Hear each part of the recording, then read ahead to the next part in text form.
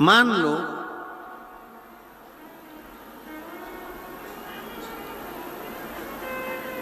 अगर 8 स्थान शरीर के अष्टवक्रेश्वर महादेव का वर्णन करते समय इस बात का स्मरण रहे, 8 स्थान शरीर के ऐसे हैं जहां का तकलीफ स्वयं अष्टवक्रेश्वर महादेव का एक लोटा जल अपने नजदीक के शिवालय में चढ़ाकर भी अगर पी लोगे तो वह 8 जगह की तकलीफ अष्टवक्रेश्वर महादेव समाप्त करते जाते हैं।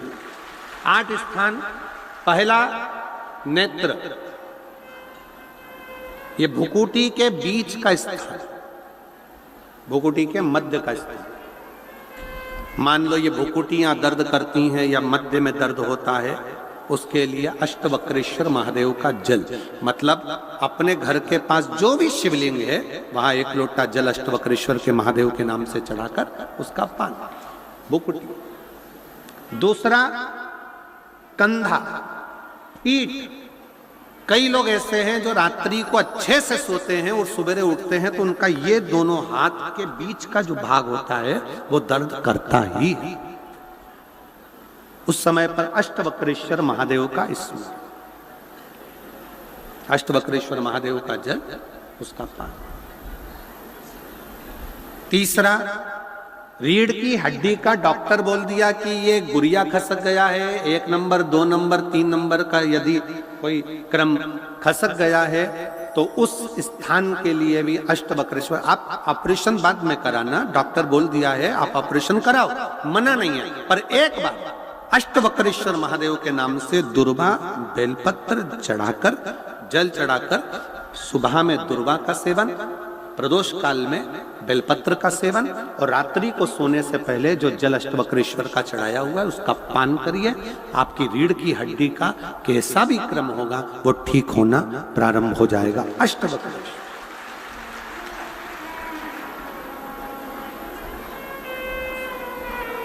अष्टवक्रेश्वर। चौथा स्थान बताया, अगर चेस्ट में कोई तकलीफ आती है, चेस्ट में गांठ हो जाए या चेस्ट में कोई प्रॉब्लम खड़ी हो जाए तो उसके लिए भी अष्टवक्रेश्वर महादेव का स्मरण किया जाता है। 2 छोटे छोटे पात्र में जल लिया जाता है, दोनों पात्र का जल एक साथ शिव पर छोड़ा जाता है। चेस्ट के लिए दोनों पात्र का जल छोड़ा जाता है और उस जल का पान नंदी के पास बैठकर किया जाता है अष्टवक्रेश्वर नाम से। अष्टवक्रेश्वर। फिर क्रम आया, अगला जो वर्णन आया है, डॉक्टर बोले घुटना बदलना है, घुटने का गैप आ गया है, ग्रीस खत्म हो गया है, दर्द हो रहा है, उसके लिए भी अष्टवक्रेश्वर महादेव का स्मरण करें। घृत का लेपन अष्टवक्रेश्वर महादेव के नाम से शिवजी पर उस घृत को लेकर आना है। उसी घृत को रात्रि को सोने से पहले थोड़ा सा मुख में चाट कर अष्टवक्रेश्वर महादेव के नाम से फिर अष्टवक्रेश्वर। फिर अगला भाग आया अष्टवक्रेश्वर के अंतर्गत, यदि इस गले से जुड़ा हुआ कोई रोग उत्पन्न होता है तो भी अष्टवक्रेश्वर का ही स्मरण किया जाए, जल का पान अष्टवक्रेश्वर।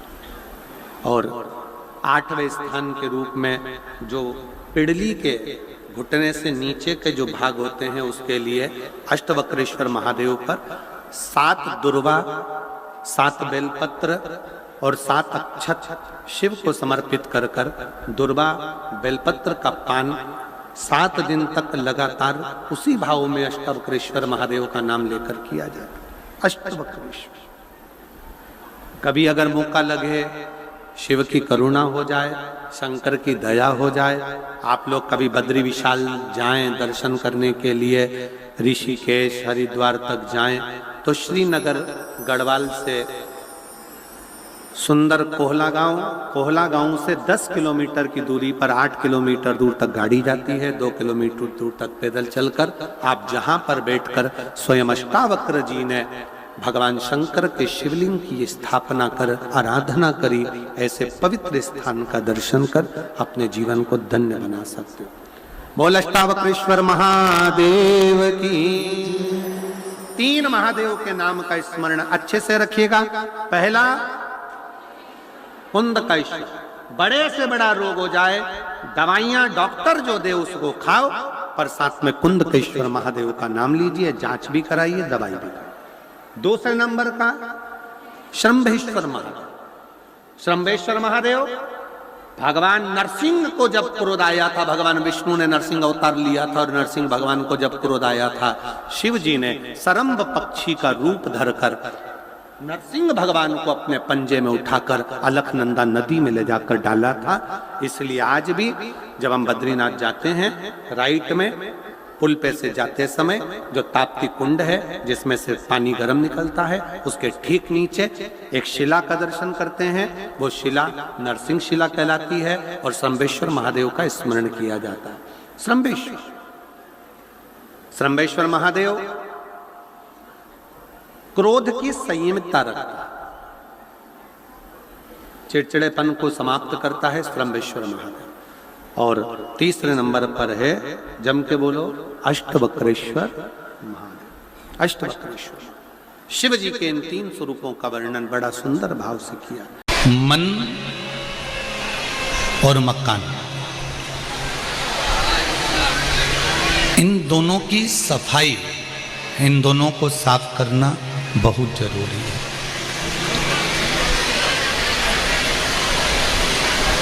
मकान में ज़्यादा धूल जम जाती है तो उस कमरे के अंदर जिसमें धूल जमी हुई है, उस कमरे में कोई जाता नहीं है, उस कमरे में कोई पहुंचता नहीं है। और मन में अगर धूल जम गई, मन के भीतर अहंकार की अगर धूल जमी है, तो उसमें भी परमात्मा प्रवेश नहीं करता, उसमें भगवान नहीं आता। अच्छा, एक बात का विचार करिए, अपने हृदय पर एक बात का स्मरण करिएगा कि घर की धूल को, घर में जो धूल है उसको तो आप एक कपड़ा ले लेते हो, उस कपड़े से झटक देते हो, उस कपड़े से जड़ा देते हो, उस कपड़े से साफ कर देते हो, पर जो भीतर की धूल है, अपने अंदर की जो धूल है, उसे किस कपड़े से जड़ाओ? तो शिव महापुराण की कथा कहती है, वो कपड़ा कोई दूसरा नहीं होता जिससे धूल जड़ाई जाती है, अहंकार की।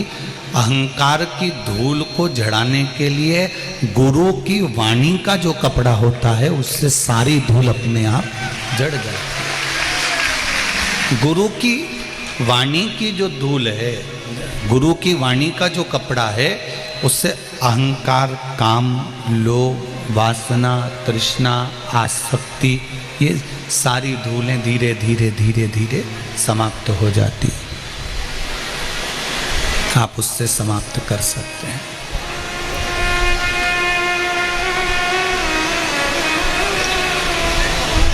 थोड़ा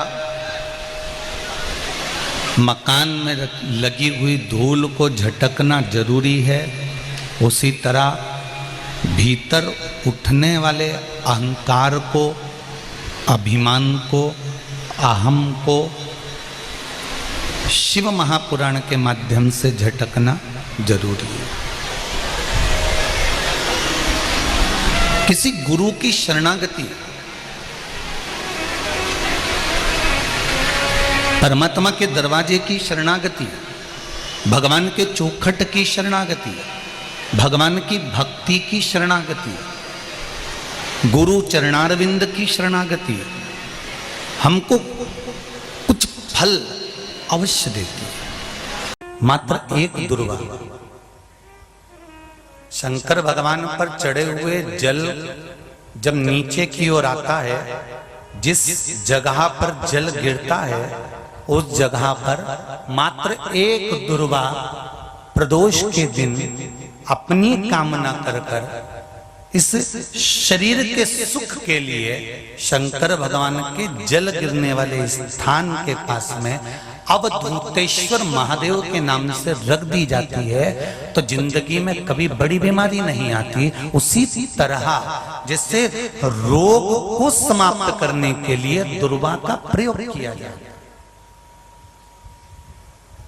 आप लोगों ने पूर्व में जो शिव महापुराण की कथा कुबेरेश्वर बाबा की धरा से करी थी वो आप लोगों को ध्यान में होगा। दुर्वा कैसे उत्पन्न हुई थी, दुर्वा का महत्व क्या है, कितनी दुर्वा चढ़ाना चाहिए, कैसी दुर्वा चढ़ाना चाहिए, दुर्वा की उत्पत्ति कहां से हुई है, दुर्वा तोड़ने के बाद पानी में डालने के बाद फिर हरी हो जाती है, इसका क्या कारण है, दुर्वा गणेश जी को क्यों चढ़ाई जाती है, शंकर जी को दुर्वा किस स्थान पर चढ़ाई जाती है, ये सारी कथा आपको पूर्व में इसी कुबेरेश्वर बाबा के पावन धरा से सुना चुके हैं जो टीवी पर डली हुई है। कभी आपने नहीं सुनी हो तो यूट्यूब पर से दुर्वाशिव महापुराण की कथा आप निकालकर उसको श्रवण कर सकते हैं।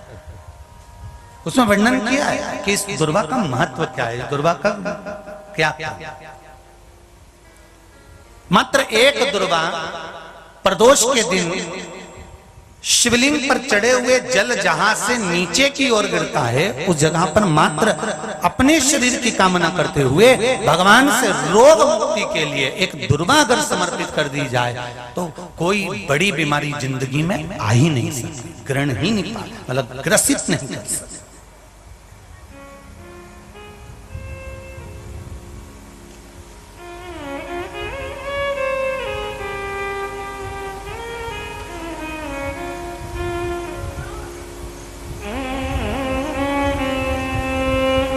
एक और अच्छी बात है, बहुत ध्यान लगाकर सुनिएगा जरा। जितने आस्था चैनल पर सुन रहे हो, यूट्यूब पर सुन रहे हो, फेसबुक पर सुन रहे हो या इस पंडाल में श्रवण कर रहे हो, बहुत सावधानी से ध्यान दीजिएगा। कभी श्रावण महीने में अगर आप शंकर जी के मंदिर में जाएं और शिव मंदिर किसी वृक्ष के नीचे हो, बट वृक्ष के नीचे हो, चाहे पीपल के वृक्ष के नीचे हो, चाहे वो आंवले के वृक्ष के नीचे हो, चाहे वो बेलपत्री के वृक्ष के नीचे हो, चाहे वो शमी के वृक्ष के नीचे हो, चाहे जिस वृक्ष, कोई भी वृक्ष के नीचे अगर कोई शिवालय है, शंकर जी का कोई मंदिर या शंकर जी का कोई शिवलिंग रखा हुआ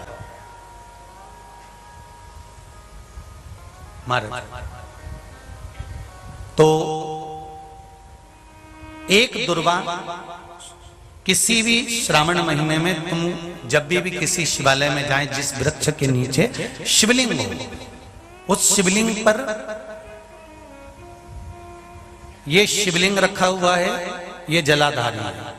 जलाधारी पर जहां शिवलिंग रखा हुआ है वहां कटी भाग है, कटी भाग माता पार्वती जी का हस्तकमल, उसके ऊपर रखा हुआ है शिवलिंग, सामने अशोक सुंदरी और भगवान शंकर के दोनों पुत्र गणेश कार्तिकेय, ऊपर से जल गिरता है जया विषहारा शामलीवारी दौतली देव, ये भगवान शंकर की 5 बेटियां। तो जो कटी भाग है, इस कटी भाग पर अगर मात्र एक दुर्वा समर्पित कर जिसकी किडनी या लीवर डैमेज हो रहा हो, काम नहीं कर रहा हो, या किडनी लीवर में कोई तकलीफ हो रही हो, या डायलिसिस चल रहा हो, तो मात्र एक दुर्वा उस कटी भाग पर श्रावण महीने में समर्पित कर उस दुर्वा के 7 टुकड़े कर 7 दिन प्रतिदिन सुबह के समय पर उसको चबाकर खा लेने पर या निगल जाने पर धीरे धीरे धीरे धीरे डायलिसिस बंद होने लगता है और किडनी लीवर अपना काम करना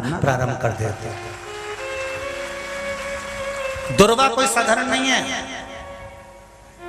विष्णु पुराण में, पद्म पुराण में, अग्नि पुराण में, नर्मदा पुराण में, शिव महापुराण के अंतर्गत दुर्वा की महत्वता है। कभी आप लोग कथा को उठाकर देखिएगा, गणेश पुराण को उठाकर देखिएगा तो उसमें वर्णन मिलेगा कि दुर्वा कहां से उत्पन्न हुई। जब अमृत का कलश उत्पन्न आया, अमृत के कलश की कुछ बूंदें जब भूमि पर गिरी, उस भूमि पर गिरने पर कुछ सांप बिच्छुओं ने ग्रहण कर ली। दुर्वा का थोड़ा सा भाग, अमृत का कलश का भाग गिरने से वो दुर्वा में घास के रूप में तब्दील हो गई, बदल गई। और घास के रूप में बदलने पर उस दुर्वा का ऐसा क्रम होता है कि दुर्वा को अगर तोड़कर रख लिया जाए और तोड़कर रखने के बाद दुर्वा कितनी भी सूख जाए, सूखने के बाद उस दुर्वा को ले जाकर आप वापिस पानी में डाल दो या जमीन में वापिस लगा दीजिए और उसके बाद पानी डाल दीजिए, फिर वापिस वो दुर्वा उत्पन्न होने लगती है। आजकल तो नई नई दुर्वा आने लगी महाराज कि कहीं से उखाड़ कर लाते हैं, कहीं लाके लगा देते हैं तो भी दुर्वा उत्पन्न हो जाती है। बड़ी बड़ी सिटियों में कहां दुर्वा उत्पन्न, तो लोग कहीं से बाजार से खरीद के लाते हैं और उसको लाकर लगा देते हैं। दुर्वा का क्रम है वो अमृत तत्व की तरह होती है, इसलिए संसार के कई रोग